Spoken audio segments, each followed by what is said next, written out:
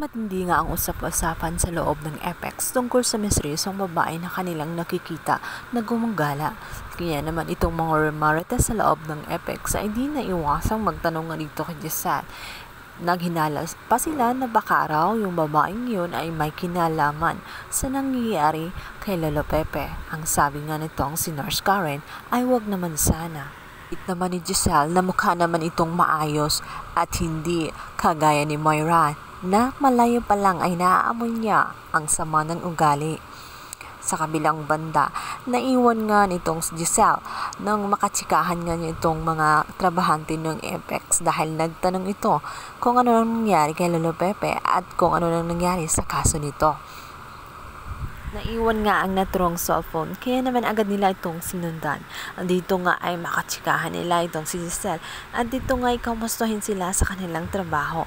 Ipinagtaka din ni Giselle kung bakit tila hindi sila naka-uniforme ng Apex. Dito nga malalaman ni Giselle na matagal na pala silang tinanggal nitong si Moira. Humingi ng paumanhin itong si Giselle at nangangako siya sa dalawa na kakausapin ng HR upang muli silang ibalik sa Apex. Kaya naman tuwang-tuwa nga itong dalawang nurse at sa wakas makabalik na rin sila sa loob ng Apex.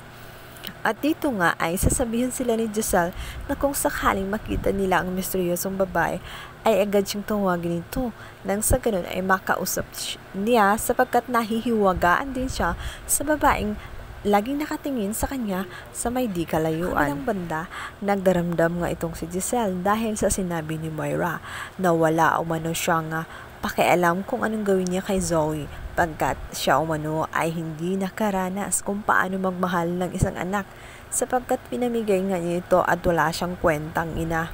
Kaya naman nainis siya sa kanyang sarili at isisi niya ang kanyang sarili at sinabi niyang maaring tama nga si Moira sa kanyang mga sinasabi. Maaring ang hindi siya karapat-dapat na maging ina. Ngunit maya-maya pa nga ay bigla na lang magpahiwatig itong si Lolo Pepe sa kanyang isipan. At dito nga ay sasabihin ni Lolo Pepe na wag na siyang umiyak at malungkot sapagkat makakasama na niya ang kanyang anak. Panaginip pala ay nagpakita itong si Lolo Pepe at nahihiwagaan din siya kung talagang totoo ba ang mga mensahe na ipinarating sa kanya ng kanyang papa. Maya-maya pa nga ay tinawag na siya ng mga nurse na si Karen at ito ngang si Evan dahil nakita nilang muli ito ngang misteryosong babae. At dito ngayon muling nakausap ni Giselle.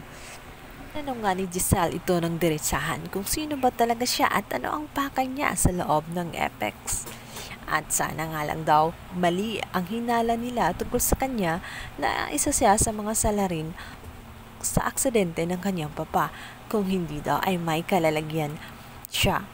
Subalit sinagot siya nito at sinabihan na kung mayroong mang dapat makulong ay walang iba ay ito nga daw kaharap niya na si Giselle.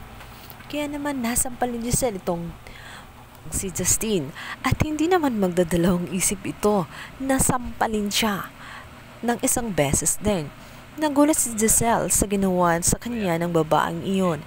Wala kasi siyang kamalay-malay na ang babaeng kanyang kaharap ay walang iba kundi ang kanyang anak na may matinding galit sa kanya.